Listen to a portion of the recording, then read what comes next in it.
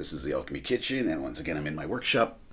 If you missed my last video, I kind of gave an update because I haven't uploaded anything for a while, and I announced that I'll be kind of expanding this channel with different content other than cooking. That's going to be including forging and blacksmithing, some woodworking, things I do with pellet wood and reclaimed wood, and some things I do with bones, even animal bones, stuff like that. So these will all be in a different playlist. I'll still do cooking videos. I just kind of do what I feel. And right now, I'm pretty much out of work indefinitely due to the COVID thing. So this is one way I'm hoping to try to make some money. I'm actually end up spending way more money than I'll probably make on gear, but some back would be cool. So I just started an Etsy page. I'll put the link down below. You can see some of the stuff I've made that I'm selling, and I'll be regularly updating that. Anyways, this video is for someone that's interested in blacksmithing, forging, and where to get started. I've been interested in it for a long time. Even as a kid, I remember playing around with my dad's bench grinder, taking like steak knives and carving them into different shapes, trying to make throwing knives, stuff like that. I've always had an interest in it. But it was always like when you look at like professionals, you see how much their equipment they have and how much it costs. It's mind-boggling. Even a nice anvil can cost thousands of dollars. So I always thought it's like that's something, way out of my league as far as budget goes. The more I researched it, though, I came across some videos showing how to make homemade forges. And one guy put a video up just making a knife out of rebar in his backyard, dug a hole in the ground with some coal and a hair dryer to force air into the fire to make it hot enough, and forged a knife that way. And basically what he said is you need three things. Really, it's four to forge. You need heat, fire. You need something to hammer on, preferably some kind of steel. You don't have to go and buy an anvil right away. There's other alternatives we'll go through. You're going to need a hammer. And you don't have to buy, there's lots of hammers you can buy for this stuff. A simple, normal hammer will do the job, but as you progress into more projects, you're going to find uses for different types of hammers. And finally, you're going to need some metal to work with, You can buy it, but I mean, a lot of times you can find this stuff laying around, or people have it, they're throwing it away. Go to a scrapyard, you can find this stuff for dirt cheap or free.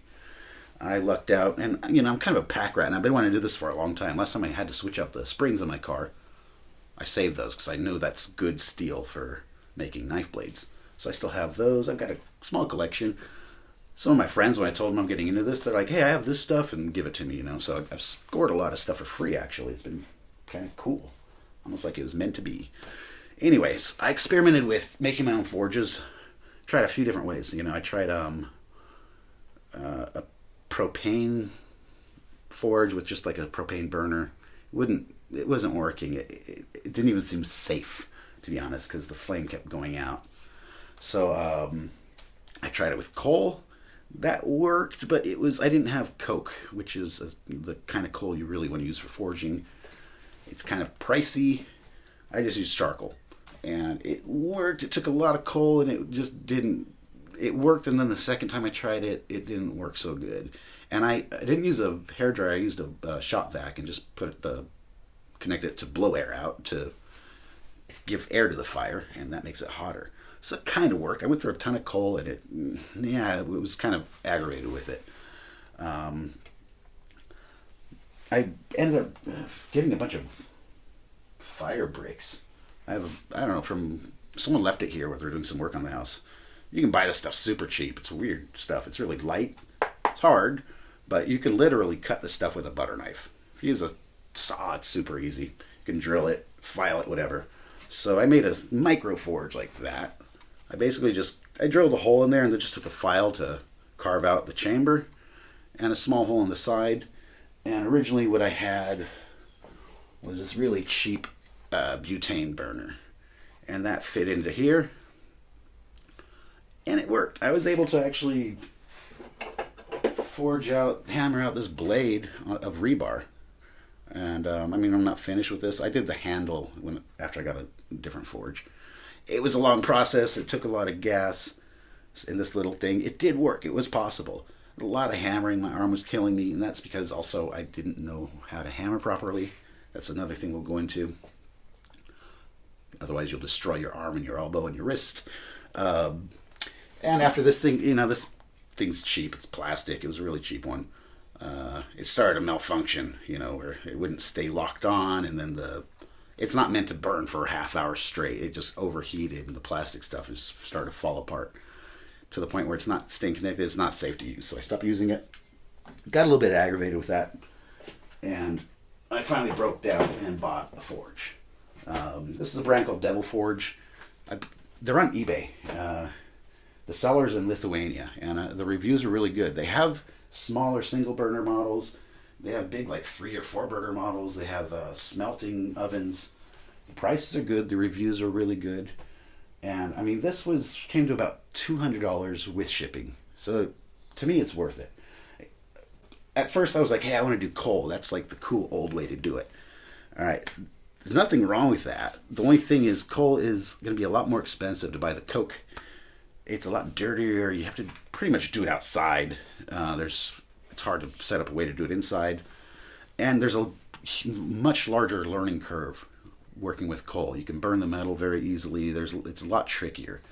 After talking about it, a few people just told me, like, look, don't mess with, coal's fun and stuff, but just get a gas burner, gas oven.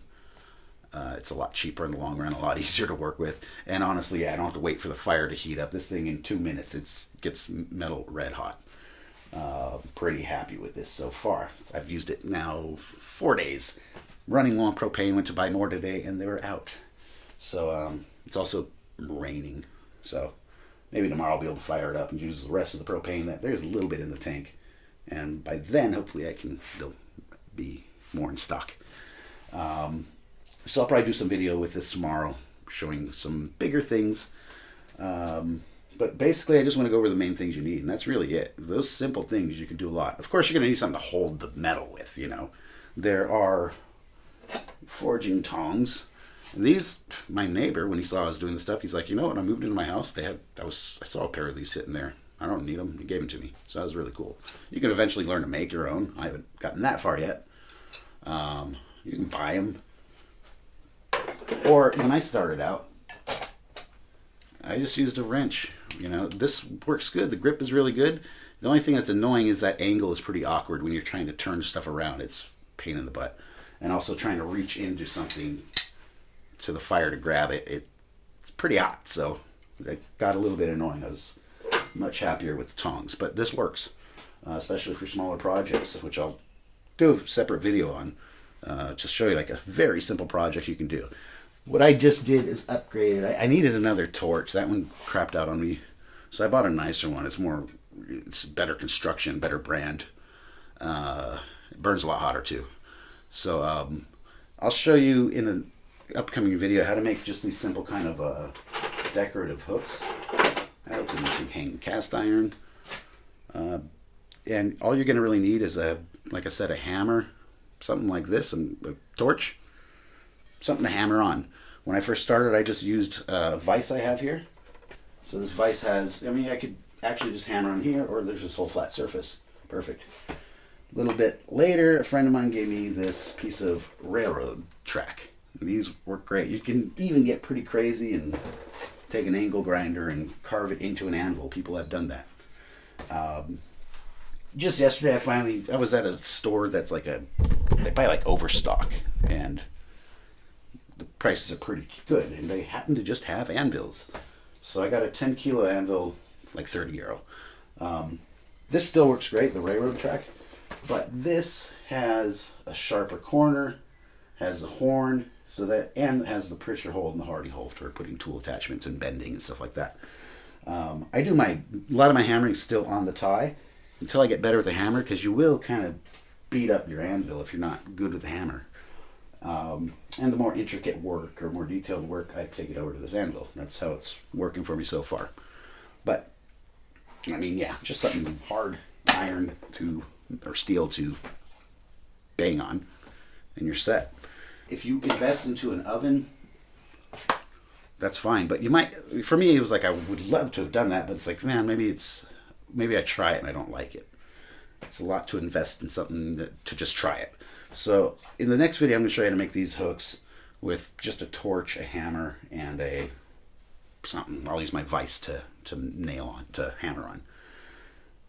Tongs, I'll just use these, any kind of pliers, anything that's going to hold it. And really that's all you need to get started. And you'll see from there, once you start moving that metal, there's something very addictive about it, for me anyways. So it's a good way to start, and then from there you start just kind of building up your collection. I come across a lot of stuff that I happen to just have. Even when I moved into this house, there was this old hammer here. It's a cross-beam hammer, so that's very good. I think it's about 1 kilo. It's kind of on the heavy side. The handle's really long. I'll end up cutting down this handle. But it's okay. It's perfect weight for moving bigger pieces of metal. After a long time of using it, it does start to kind of get heavy. But the cross peen is very good. That's excellent for like spreading out the metal, for drawing it out. Normal hammer will do a lot too. So there's different hammers you can get for it. Sledgehammer as well, for really trying to like move the metal fast.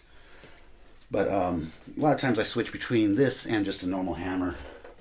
That's another thing on eBay. There's a lot of people that sell this stuff old, like used. It's like the last one I found an auction for said they found it in their grandpa's garden or something. So they're selling it used. And there's a couple hammers, a few center punches, and it was just a few euro. If you look at the auctions, you can sometimes have luck. A lot of the stuff, if you buy it new, it's expensive though. But if you're looking for like just some basic stuff, if you're in the States, check out like harborfreight.com. They have cheap tools.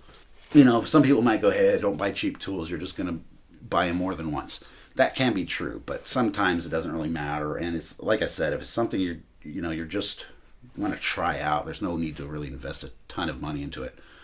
If you decide you really like it, then in some cases, yeah, it's worth spending a little bit more for something that's going to work better or last longer. So yeah, that's really all you need. There's and of course, like the safety stuff. Eye protection's a good idea, because a lot of times when you're hammering on stuff, little pieces of metal that are blazing hot can go flying. You'll get some burns on you, but you want to protect the eyes. You should probably wear hearing protection. It's pretty hard on the ears. I'm not going to go into a whole safety lesson on this. And like I said, I'm new to this, so I'm just kind of going over my own experiences. Here are a couple safety things I did learn after working with the stuff, though. Luckily, before I had to find out the hard way. I was working with some copper, so I had some old copper pipe. And copper's a cool one to work with. It's very easy. You don't need much heat. But once you heat it up, and then you can just cool it off in water, and it anneals it, which makes it very soft and really easy to cut and to bend into shape. The more you hammer on it and bend it, then it starts to harden over time, and then you can anneal it again. But whenever working with like hollow shapes like square or tube, that was one thing I never thought of, and I saw a video pointing this out. It can be very dangerous, especially when you're putting in water to cool it off. The main thing you got to watch out for is when you stick it in the water. Say I have a quench tank here. That hollow tube, really hot steam can blast out of that. So, you just imagine like an angle like this and doing it and burning yourself where you probably won't want to be burnt ever. So, yeah, when working with hollow stuff, you want to kind of be careful how you put it to cool it off. Another one that this stuff a lot of people know. I would have no clue about this unless I just happen to get the information by watching a lot of videos and shit on this stuff. That's working with galvanized metal. Galvanized is zinc coated, so you'll see a lot of metal like that. You don't want to forge with that stuff. It's when you heat it up, when it cooks, it'll throw off toxic fumes, and you'll get like a heavy metal poisoning. Very bad. People can die from it, or they get really sick. They get a sore throat, bad cough, problem in the lungs. It's really toxic. So some people do mess with that. I wouldn't touch it. For smaller pieces, like a bolt that's galvanized, you can actually remove that zinc with a mild acid. Best is just white vinegar. Put it in white vinegar for at least 24 hours, maybe 2 days. It won't hurt to leave it 2 or 3 days. And that works as acid to remove it. So that's cool if you want to have when I make hardware and then I have like this nice machine shiny bolt, it just clashes. It's an eyesore. So if I take that zinc coating off, throw it in the forge, blacken it up, I can even reshape the head and stuff. It'll look a lot nicer. Just careful of inhaling the zinc. Also copper, you know, that can give off fumes, so you want to be in a well ventilated area. You know, basic safety stuff. For the hammering, that's you know, the first time I tried this knife, it took me a long time, and I didn't know what I was doing really, so I'm like hammering, like, you know, I probably wasn't getting the metal hot enough. It was a lot harder to work with and it was cooling too fast, so I was really hammering hard, putting everything into it. Next day, my hand, my elbow, my shoulder, everything hurt bad, and so I was like, maybe I should look up some some videos on hammering. And sure enough, I was doing everything wrong. I'm not going to go through lessons on how to use the hammer, but I'll tell you right now, it's not so much brute force as it is a lot of technique and how you're using it, where you're holding it, the shape of the handle. It's going to save you a lot of problems, like really bad problems. There's an excellent channel where I've learned tons of stuff from. It's called Black Bear Forge, and he has a really cool video on just the hammering techniques alone and how to avoid injury. So check that out if you really want to get into it. Because I mean, trust me, before you learn your hammering techniques, even if you do it correct, if you're not used to it, you will feel it. I mean, from the last couple of days, I feel like I'm getting a workout from this stuff. Also, I mean, my setup isn't always ideal. So I'm working outside. Sometimes I have the anvil on the ground, crouching down. It's, you know, eventually I'll kind of improve my setup to make things easier for my working process. So that's it for the introduction on this stuff. I'm going to go ahead and do this in a separate video, but the next one will be showing you how to make a real simple decorative hook. And we're going to do that with really minimal stuff. I mean, I'm making them from nails, so you'll see in the video. Thanks for watching. Hit like, hit subscribe, and you know, if there's other people into forging and blacksmithing that are watching these videos, I do not claim to know it all. I'm a beginner. So if you have any input or if I'm doing something wrong, you can tell me the correct thing to do. I'm all ears. Till then, thanks for watching.